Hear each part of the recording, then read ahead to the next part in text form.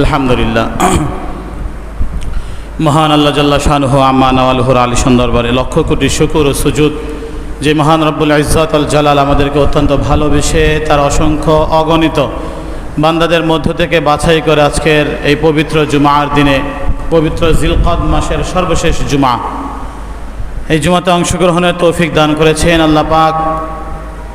এর দরবারে আমরা লক্ষ কোটি শুকরিয়া জ্ঞাপন করি, সকলে দিল থেকে বলি আলহামদুলিল্লাহ। লক্ষ কোটি দরুদ ও সালাম পেশ করছি বিশ্ব মানবতার মুক্তির দূত সৈয়দুল মুরসালিন খাতামুন নবিয়্যিন রাহমাতুল লিল আলামিন জনাবে মুহাম্মদুর রাসূলুল্লাহ সাল্লাল্লাহু আলাইহি ওয়াসাল্লামের উপর আমরা সকলে মুহাব্বতের সাথে প্রাণ ভরে একবার দরুদ পড়ি, বলি সাল্লাল্লাহু আলাইহি ওয়াসাল্লাম। অসংখ্য অগণিত দয় মাগফিরাত করছি সেই সকল মহা মনীষীদের জন্য যাদের অক্লান্ত পরিশ্রম, দাওয়াত ও ত্যাগের বিনিময়ে আল্লাহ তাআলার মনোনীত দিন আমরা পেয়েছি। আল্লাহ সুবহানাহু ওয়া তাআলা যেন সেই সকল মহা মনীষীদের জান্নাতের সর্বোচ্চ মর্যাদা দান করে, আমরা বলি আমিন। মোহতারাম হাজিরিন, আমরা আজকের কোরবানি রিলেটেড আলোচনা করব, কোরবানি সংক্রান্ত। যেহেতু এই কোরবানি সরাসরি ইব্রাহিম আলাইহিসসালাতু ওয়াসসালামের সুন্নাহ, উম্মতে মুহাম্মাদের জন্য কোরবানি হচ্ছে ইব্রাহিম আলাইহিসসালাতু ওয়াসসালামের সুন্নাহ। রাসূলুল্লাহ সাল্লাল্লাহু আলাইহি সাল্লামকে জিজ্ঞাসা করা হয়েছিল, মা হাযিল আযহি ইয়া রাসূলুল্লাহ, হে আল্লাহ রসুল, কোরবানি কি? আল্লাহ রসুল সাল্লাল্লাহু আলাইহি সাল্লাম উত্তর দিয়েছিলেন, সুন্নাত আবিকুম ইব্রাহিম, কোরবানি হচ্ছে তোমাদের পিতা ইব্রাহিম আলাইহিসসালাতু ওয়াসসালামের সুন্নাহ। তার মানে যেহেতু কোরবানি ইব্রাহিম আলাইহিসসালাতু ওয়াসসালামের সুন্নাহ, তো ইব্রাহিম আলাইহিসসালাতু ওয়াসসালাম কেমন ছিলেন, তার আদর্শ কী ছিল, এই ব্যাপারে আমরা সংক্ষিপ্ত কিছু আলোচনা করব। যেহেতু সময় সংক্ষেপ, আল্লাহ পাক সঠিক কথা বলার, বোঝার এবং প্রত্যেককে তদনুযায়ী শিক্ষা গ্রহণ করার তৌফিক দান করে, আমরা বলি আমিন। মুহতারাম হাজরিন, আল্লাহ পাক যত নবী রাসূল পাঠিয়েছেন এর মধ্যে অন্যতম জলিলুল কদর একজন পয়গম্বর হযরত ইব্রাহিম আলাইহিসসালাতু ওয়াসসালাম, যার নাম আল্লাহ কোরআনে অসংখ্য জায়গায় উল্লেখ করেছেন এবং এক জায়গায় সরাসরি আল্লাহ পাক নিজে ঘোষণা দিয়েছেন যে আল্লাহ ইব্রাহিমকে খলিল হিসাবে, তার বন্ধু হিসাবে আল্লাহ গ্রহণ করেছে। আল্লাহ বলে ওয়াত্তাখাযাল্লাহু ইব্রাহিমা খলিলা, আল্লাহ বন্ধুরূপে ইব্রাহিম আলাইহিসসালাতু ওয়াসসালামকে গ্রহণ করেছেন, নিজে ঘোষণা দিয়ে। তো ইব্রাহিম আলাইহিসসালাতু ওয়াসসালামের সুন্নাহ যেহেতু কোরবানি, তো তিনি কেমন ছিলেন, তার আদর্শ কেমন ছিল? ইব্রাহিম আলাইহিসসালাতু ওয়াসসালাম, তার আরও একটা পরিচয় হচ্ছে তিনি হচ্ছেন সমস্ত মুসলিম জাতির পিতা, সমস্ত মুসলিম জাতির পিতা। ওয়াজাহিদু ফিল্লাহি হাক্কা জিহাদি হুয়া ইজতাবাকুম, যে আল্লাহ পাক বলতেছেন তোমাদেরকে আল্লাহ মনোনীত করেছেন। আল্লাহ পাক রব্বুল আলামিন আমাদেরকে, আমাদের ভিতর থেকে নবীদেরকে মনোনীত করেছেন, বিশেষ করে আমাদেরকে উম্মতে মুহাম্মাদী হিসেবে আল্লাহ নিজে সিলেক্ট করেছেন, বলেন আলহামদুলিল্লাহ। তো আল্লাহ পাক বলতেছেন হুয়া সাম্মাকুমুল মুসলিমিন, যে আমাদের যে মুসলিম জাতির পিতা মিল্লাতা আবিকুম ইব্রাহিম, এই মুসলিম জাতির পিতা হচ্ছে ইব্রাহিম আলাইহিস সালাম, তিনি আমাদেরকে মুসলিম হিসাবে নামকরণ করেছেন এবং তার নামটাই আল্লাহ কোরআনে উল্লেখ করেছেন।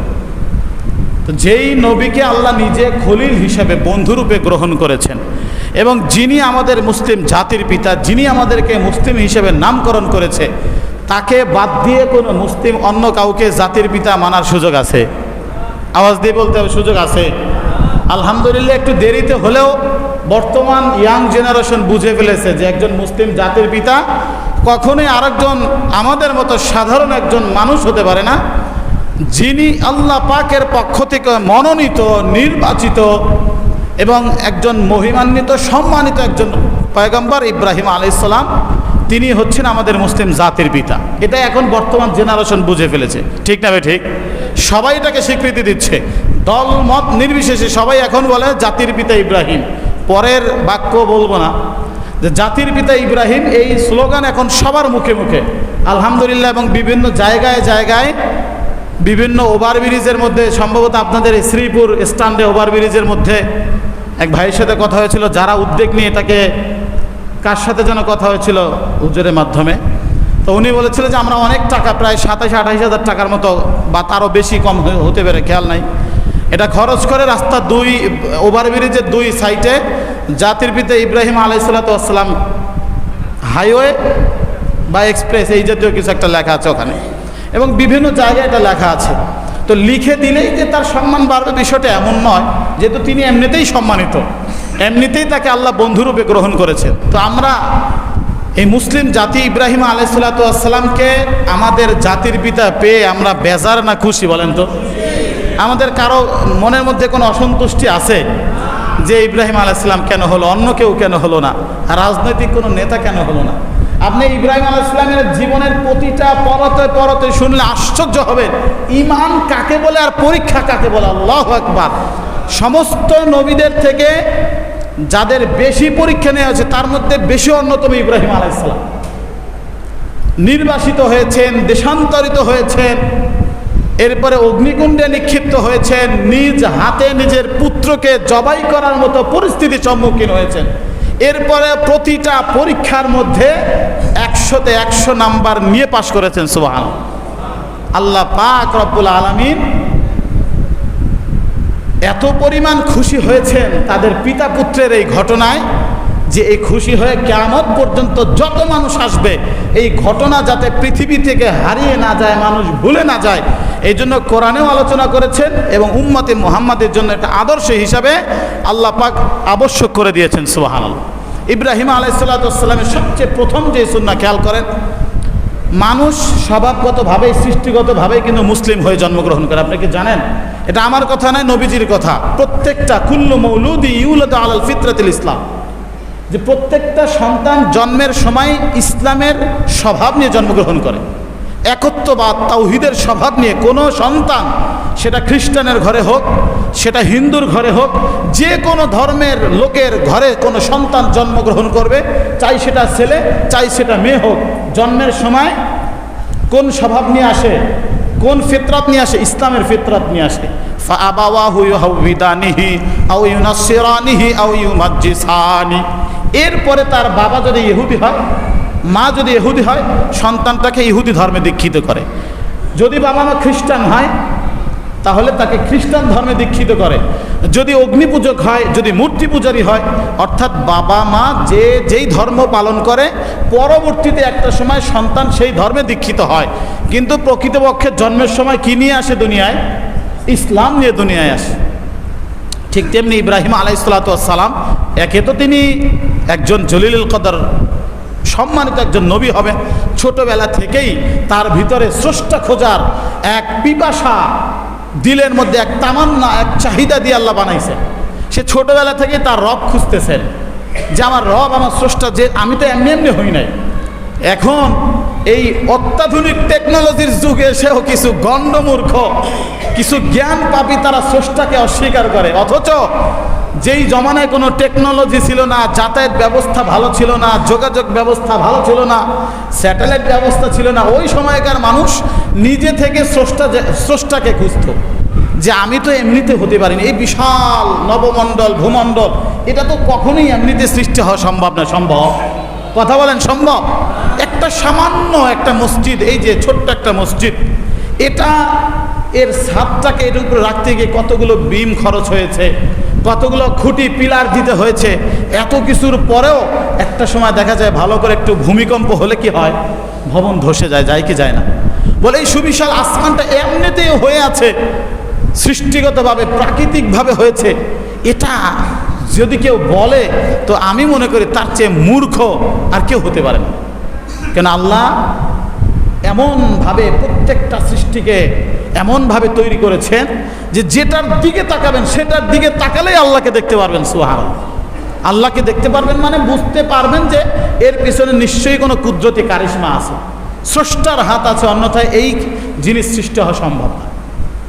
মজার একটা ঘটনা শুনে, এক বৃদ্ধা নারী সারা জীবন চরকায় সুতা কাটছে। কি করছেন? চরকায় সুতা কেটে ওই যে কাপড় তৈরি করার জন্য যে সুতাটা বানানো হয়, চরকা ঘুরিয়েছেন। তো এক ভদ্রলোক জিজ্ঞাসা করতেছিলেন, মা সারাটা জীবন এই চরকা ঘুরাতে ঘুরাতেই যে জীবন কাটিয়ে দিলেন, চুল সাদা হয়ে গেল, মৃত্যুর কাছাকাছি চলে আসলেন, আপনাকে যে বানিয়েছে সেই স্রষ্টার পরিচয় কি আজও পেয়েছেন? প্রশ্নটা কি বুঝছেন আপনারা? এই প্রশ্ন কি আসলে আমাদের দিলের মধ্যে আসে যে আমি যে গ্রাজুয়েশন কমপ্লিট করলাম, আমি যে এত উচ্চপদস্থ কর্মকর্তা হলাম, এত কিছু অর্জন করলাম, বাড়ি গাড়ি সব কিছু হলো, আসলে আমি কি স্রষ্টাকে পেলাম? এই প্রশ্ন কি কখনো জাগে আমাদের দিলের মধ্যে? তো বুড়িকে জিজ্ঞাসা করার পরে বুড়িমা বলতেছিল, কেন পাবো না, এটা কোনো ব্যাপার? এই স্রষ্টাকে তো এই আমার চরকার মধ্যেই তো আমি সবসময় আমার স্রষ্টার পরিচয় খুঁজে পাই। বলেন সুবহানাল্লাহ। কিভাবে?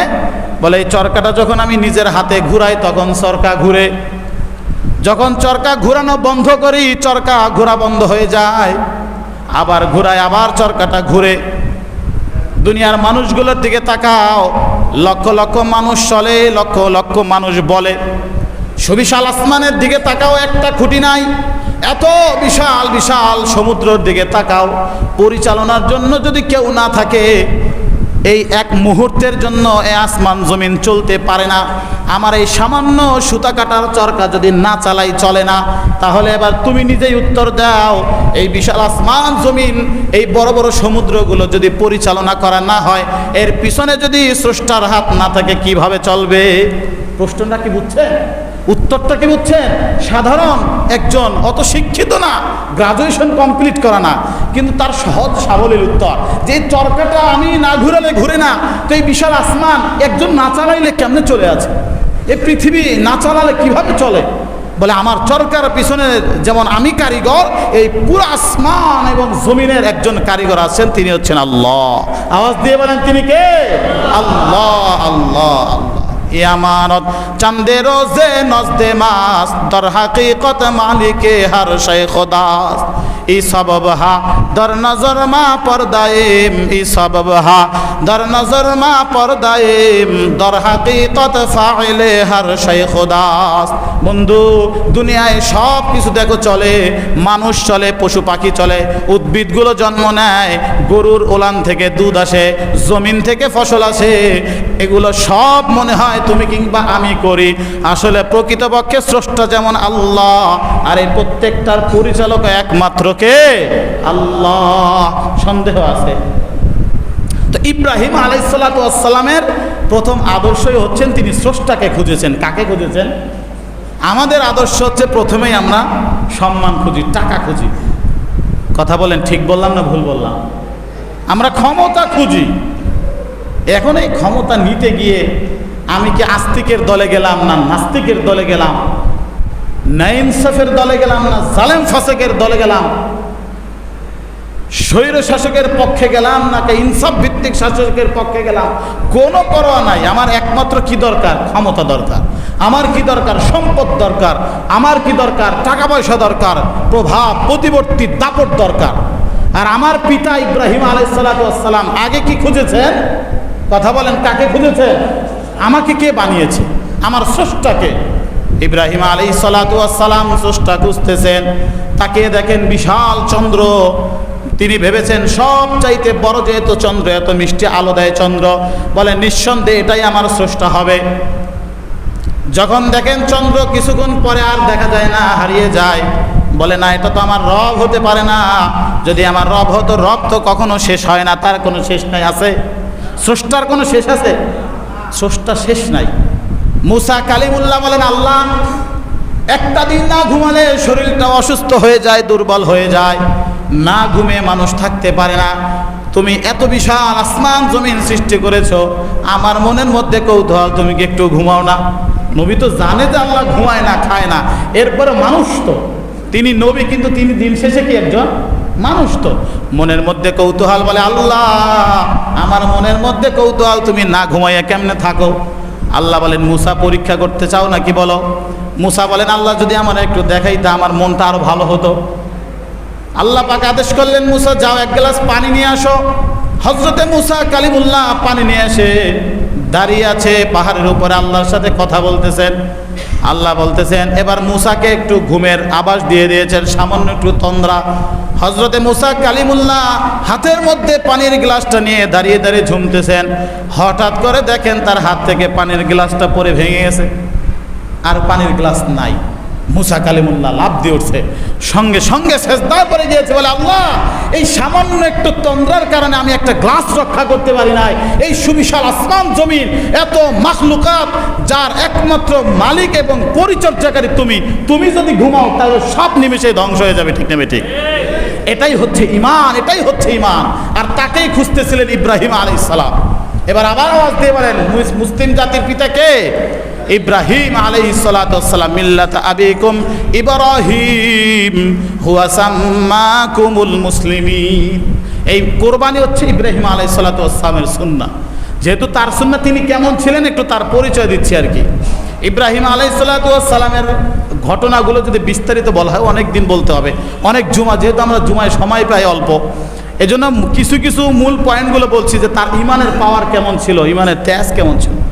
ইব্রাহিম আলাইহিস সালাতু ওয়াস সালামকে যখন নমরুদের আগুনে ফেলা হলো, এত পরিমাণ উত্তপ্ত আগুন যেখানে ফেললে মানে ফেলতে ফেলতেই শেষ হয়ে যাবে, মানে ফেলার পরে পরের পরিস্থিতি তো পরে, ফেলতে ফেলতেই ওটা শেষ হয়ে যাবে, জ্বলে পড়ে ছাই হয়ে যাবে। ওই আগুনের মধ্যে যখন ফেলবে, জিবরাইল আলাইহিস সালাম বলছে আল্লাহ এই তো ফেলে দিল হয়তো বা তোমার খলিলকে, এই যে এখনই পড়ে যাবে, আল্লাহ একটু অনুমতি দাও আমি গিয়ে সাহায্য করি ইব্রাহিম আলাইহিস সালাতু ওয়াস সালামকে। কাকে সাহায্য করবে?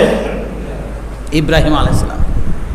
আল্লাহ পাকের ফেরেশতা জিবরাইল আমিন এসেছে, আল্লাহর খলিল আমি এসেছি আপনাকে সাহায্য করতে, বলেন আমি আপনাকে রক্ষা করব কিনা। বলে তোমাকে কে পাঠিয়েছে, কার কাছ থেকে অনুমতি নিয়ে সাহায্য করতে এসেছো? জিবরাইল আমিন বলে আমি তো এসেছি আমার রবের আদেশ নিয়ে, আমার রবের থেকে অনুমতি নিয়ে আমি আপনাকে হেল্প করার জন্য, সাহায্য করার জন্য এসেছি। ইব্রাহিম আলাইহিস সালাম বলেন যার থেকে তুমি অনুমতি নিয়েছো তিনি কি দেখেন না যে আমি এখানে আছি, আমি যে করতেছি তিনি তো দেখেন, তাহলে আমি কেন তাকে বাদ দিয়ে তোমার থেকে সাহায্য নেব? বলেন সুবহানাল্লাহ। ঈমান, এটাকে বলা হয় ঈমান, এটাকে বলা হয় ঈমান, যে আমি কেন তোমার থেকে সাহায্য নেব? আরে তোমাকে যিনি সাহায্যের জন্য অনুমতি দিয়েছেন আমি তো তার জন্যই আগুনে নিক্ষিপ্ত হচ্ছি, তাহলে তোমার সাহায্যের কি প্রয়োজন আছে? ইব্রাহিম আলাইহিস সালামকে আগুনে ফেলা হলো। সব মানুষ ভেবেছে যে তিনি কি করতেছেন, এখনই শেষ। ইব্রাহিম আলাইহিস সালাম বলেন যতদিন পৃথিবীতে আমি হায়াত পেয়েছি, যতদিন বেঁচে ছিলাম, আল্লাহ পাক যতদিন আমাকে দুনিয়াতে রেখেছে সবচাইতে আরামদায়ক সময় ছিল যতদিন আমি নমরুদের আগুনের মধ্যে ছিলাম। বলেন সুবহানাল্লাহ। যতদিন নমরুদের আগুনে ছিলাম ওই কয়দিন যে এতটা রিল্যাক্সেবল ছিলাম, এতটা আরামদায়ক পরিস্থিতিতে ছিলাম, পুরো হায়াতের জীবন মিলালে এতটা শান্তি পাই। কেন জানেন? ওই আগুনে নিক্ষিপ্ত হয়েছিল কার জন্য? রবের জন্য, আল্লাহর জন্য, যেই রবকে সে খুঁজতেছিল শিশুকাল থেকেই। ইব্রাহিম আলাইহিস সালাতু ওয়াস সালামকে আগুনে ফেলবে, আল্লাহ বলেন কুলনা ইয়া নারু কুনি বারদাও ওয়া সালামান আলা ইব্রাহিম। আল্লাহ বলেন ইয়া নার, হে আগুন। আগুন কার মাখলুক? আগুন মাখলুক কার? সৃষ্টিকার। আগুনকেও তো পূজা করে, অগ্নি পূজারী আছে না দুনিয়াতে? এরকম উপজাতি জাতি আছে যারা আগুনকেও পূজা করে, অথচ আগুনের একজন কি আছে?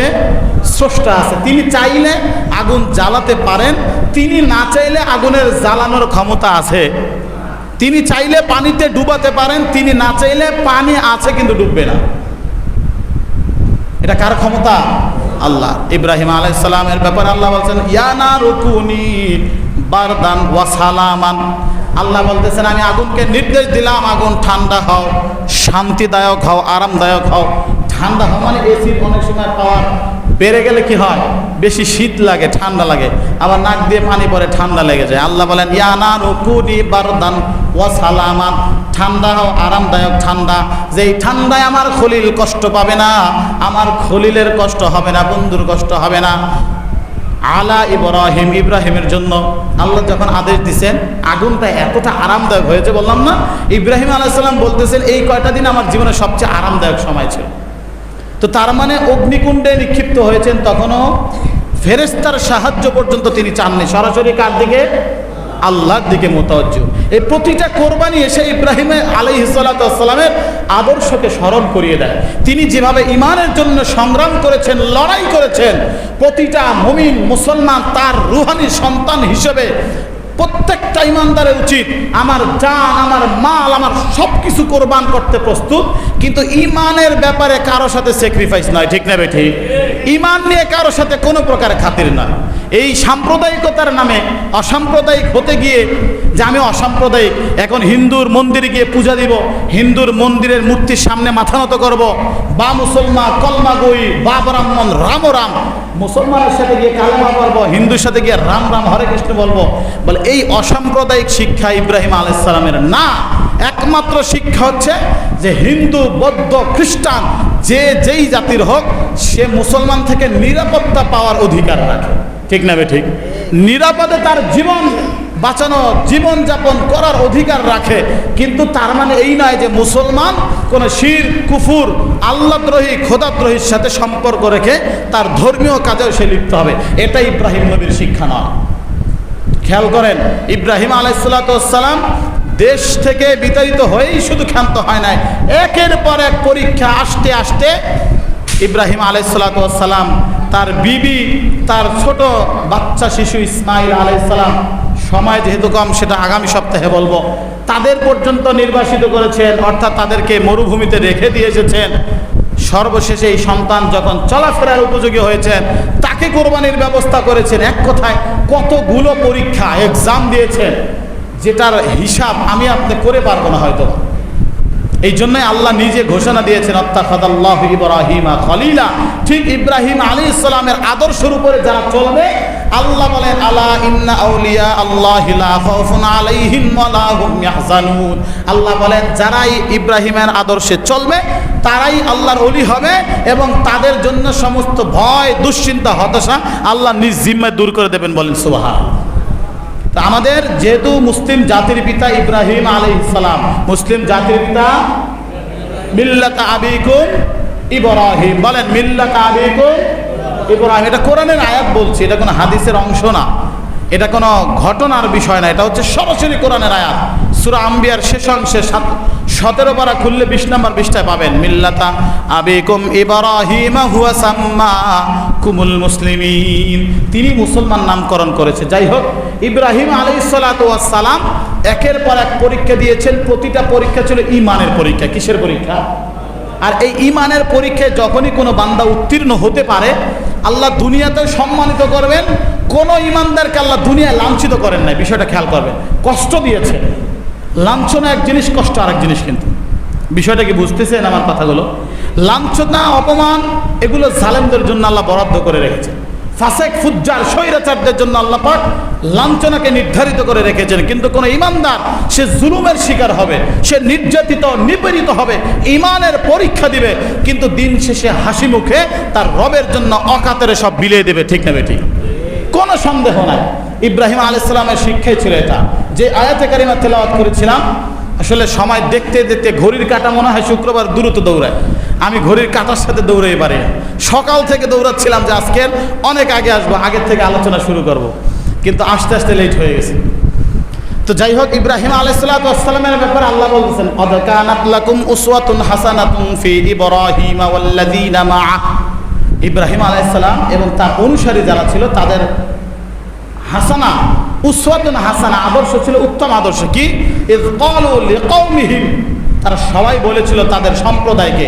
আমি আপনাকে এই কথা বলতে পারি, বলি যে এটা গণতন্ত্রের দেশ, গণপ্রজাতন্ত্রী বাংলাদেশ দেশ এটা। এখানে তো এভাবে নিজেকে আলাদা ডিফারেন্ট করার এটা কোনো সুযোগ নেই। আমি নিজেকে মুসলমান পরিচয় দেব, এটা নাকি সুযোগ নেই। এটা নাকি বললে সাম্প্রদায়িক হয়ে যায়। বেকুবের দল। ইব্রাহিমের সন্তান যদি তোমরা হতে চাও, ইব্রাহিম নবীর আদর্শ জীবনে বাস্তবায়ন করতে চাও, রুলস ফলো করো। কি বলেছেন? ইয ক্বালু লিকাওমিহিম ইন্না বুরাআউ মিনকুম ওয়া মিম্মা তা'বুদুনা মিন দুনিল্লাহ। ইয ক্বালু লিকাওমিহিম ইন্না বুরাআউ মিনকুম। এই আমার জাতির সম্প্রদায়ের লোকেরা, কান খুলে শুনে রাখো। ইন্না বুরাআউ মিনকুম, আমি ঘোষণা দিচ্ছি সুস্পষ্ট ভাষায়, আমি নিজেকে তোমাদের থেকে মুক্ত মনে করি। কিসের থেকে? তোমাদের থেকে। অমিম্মা তা'বুদুনা মিন দুনিল্লাহ, আল্লাহ বাদ দিয়ে যাদের পূজা করো, উপাসনা করো, এই মূর্তিদের থেকে আমি নিজেকে কি করলাম? মুক্ত ঘোষণা করলাম। অর্থাৎ তোমাদের সাথে আমার কোন সম্পর্ক? কাফারনা বিকুম ওয়া বাদা বাইনানা ওয়া বাইনাকুমুল আদাওয়াতু ওয়াল বাগদা, যে তোমাদেরকে আমি অস্বীকার করলাম। রাষ্ট্রপ্রধান হতে পারো, ভুল বুঝেন না। আবার ওই যে রফিকুল ইসলাম মাদানী বলতেছিল, আমি কসুর রাষ্ট্রপতি মানি না, আমি কসুর প্রধানমন্ত্রী মানি না, যদি সে আমার আল্লাহকে না মানে। কথাটা কি ভুল বলছিল? ইব্রাহিমের সন্তান উত্তরসূরির কথাতে এমনটাই হওয়া উচিত যে আমি রাষ্ট্রপতি, প্রধানমন্ত্রী যেই থাকুক না কেন, সে যদি আল্লাহকে না মানে আমার তাকে মানার কোনো সুযোগ আছে? সে আল্লাহকে মানবে না তো আমার রব যিনি তাকে বানিয়েছেন, সে নাদান, মূর্খ, সে রবকে অস্বীকার করবে, নবীর আদর্শ অস্বীকার করবে, আর আমি তার সামনে লিয়াজু করবো, মাথা নত করবো, জি চাহাবনা করবো। এটা তো ইব্রাহিমের সন্তানের সুযোগে নেই আছে। এই আয়াতে কারিমা দিয়ে দেখেন, কাফারনা বিকুম, আমি অস্বীকার করছি। ইব্রাহিম আলাইহিস সালাম বললেন, কাফারনা বিকুম, আমি অস্বীকার করলাম তোমাদেরকে, ওয়া বাদা বাইনানা ওয়া বাইনাকুমুল আদাওয়াতু ওয়াল বাগদা, যে আমি তোমাদেরকে অস্বীকার করছি, তোমাদের এই মূর্তি পূজা, এই শিরকি কর্মকাণ্ডের সাথে আমার কোনো সম্পর্ক নেই, যতক্ষণ পর্যন্ত তোমরা কি না করবা, তাওহীদের উপরে, একত্ববাদের উপরে না আসবে, যতক্ষণ পর্যন্ত আশহাদু আল্লা ইলাহা ইল্লাল্লাহ সাক্ষ্য না দেবে, ততক্ষণ পর্যন্ত তোমাদের সাথে আমার কোনো সম্পর্ক নাই। সুস্পষ্ট ঘোষণা। এই কথা বললে এখন বলে রাষ্ট্রদ্রোহী, এখনকার মানুষ বলে রাষ্ট্রদ্রোহী। আরে আমি আমার রব, যার আসমান, যার জমিন, যার আদেশে আমার শ্বাস প্রশ্বাস চলছে, যার আদেশে আমি বলছি, যার আদেশে আমি চলছি, যিনি অক্সিজেন বন্ধ করে দিলে আমার এক মুহূর্ত বাঁচার অবসর নেই, সুযোগ নেই, দুনিয়ার সবাই ছেড়ে দিলেও যিনি আমাকে ছাড়বেন না, দুনিয়ার সবাই বিরোধিতা করলেও যিনি আমাকে রক্ষা করবেন, আমার শেষ মৃত্যুর পরে শেষ সময়টা যিনি আমার পাশে থাকবেন, যিনি আমাকে নাজাত দিবেন, অন্য কোনো মানুষকে খুশি করতে গিয়ে তাকে ছাড়ার সুযোগ আছে? কথা কন না কেন? সুযোগ আছে। সবাই বিরোধী হোক, সমস্যা কোথায়? যদি আমার আল্লাহ আমার থেকে মুখ ফিরিয়ে নেয়, তাহলে সবাই পক্ষে থাকলেও কোনো কাজে আসবে? কথা কন না কেন? কাজে আসবে। কোনো অনলাইন প্ল্যাটফর্ম কিংবা কোনো অফলাইন প্ল্যাটফর্ম কিংবা কোনো আন্দোলন আমাকে আল্লাহর আযাব থেকে রক্ষা করতে পারবে না। এই জন্য প্রিয় ভাইরা, আমাদের মুসলিম জাতির পিতা ইব্রাহিম আলাইহিস সালাম, এই কথাটা বারবার বলছি, জেহেনের মধ্যে ঢুকান। তার যে আদর্শ আমাদের একই আদর্শ, নাকি কোনো ভেদাভেদ আছে আমাদের সাথে? ইব্রাহিম আলাইহিস সালামের উত্তরসূরি হিসাবে তার যে আদর্শ, তার যে বক্তব্য, এর সাথে আমরা শতভাগ একমত আছি না নাই? আছি না নাই? তার যে আদর্শ হচ্ছে ঈমানের ব্যাপারে স্যাক্রিফাইস নাই, তাওহীদের ব্যাপারে স্যাক্রিফাইস নাই, শিরকের সাথে কোনো আপোষ নাই, বাতিলের সাথে কোনো আপোষ নাই। এই আদর্শ নিয়ে যখন আমরা কোরবানির জন্য প্রস্তুতি নেব, ইনশাআল্লাহ ঈমানও তাজা হবে এবং এই কোরবানি আমার নাজাতের ব্যবস্থা হবে। ঠিক নেবে? ঠিক। আলহামদুলিল্লাহ, আমি আজকের কোরবানির জন্য প্রস্তুতি নিয়ে একটা ভেড়া কিনে নিয়ে আসছি সাধ্য সামর্থ্য অনুযায়ী। ছোট্ট একটা ভেড়া এখানে আনছি, এই যে এই সামনে জিরানি বাজার থেকে। আমি প্রস্তুতি নিয়েছি ছোট্ট পরিসরে। আপনারা দোয়া করবেন যেন আমার এই কোরবানিকে আল্লাহ কবুল করেন, বলেন আমিন। এবং আমিও দোয়া করি যারা কোরবানির নিয়ত করেছেন, আলহামদুলিল্লাহ। আমরা মনে করি কোরবানি করতে 1 লাখ, 1.5 লাখ, 2 লাখ, 5 লাখ টাকা লাগে। যার যেমন সামর্থ্য, যদি সামর্থ্য থেকে 5 লাখ দিয়ে দেয়। অনেক সময় আমাদের পরিস্থিতি এমন হয়, অ্যান্ড্রয়েড ফোন কিনতে গেলে বলে যে ভাই 20,000 টাকায় তেমন ভালো ফিচার পাওয়া যায়। বলি কি বলি না? 20,000 টাকায় ভাই বাজেট একটু বাড়ান, না পারলে কিস্তিতে নেন। এভাবে করে আমরা অ্যান্ড্রয়েড ফোন চালাই, ঘরে স্মার্ট এলইডি লাগাই, কিন্তু বছরে একটা কোরবানি, যেই কোরবানির ফজিলত, এখন তো সময় নেই, যেই কোরবানির ফজিলত হচ্ছে প্রতি লোমের বিনিময়ে এক একটা নেকি। এবং এই কোরবানির পশু জবেহের আগে, জবের সময় তার প্রথম ফোঁটা রক্ত মাটিতে পড়ার আগে কোরবানি দাতার জীবনের গুনাহ আল্লাহ সব মাফ করে দেয়। সুবহানাল্লাহ। এর চেয়ে আর কি চান আপনি? এর চেয়ে বড় অফার কি চান? আমি মনে করি বর্তমান সময়ে যারা গার্মেন্টস কর্মী, এমনকি যারা ঠেলা ভ্যান রিক্সা চালা, আমার কাছে মনে হয় চাইলে তারাও কোরবানি দিতে পারে কি পারে না।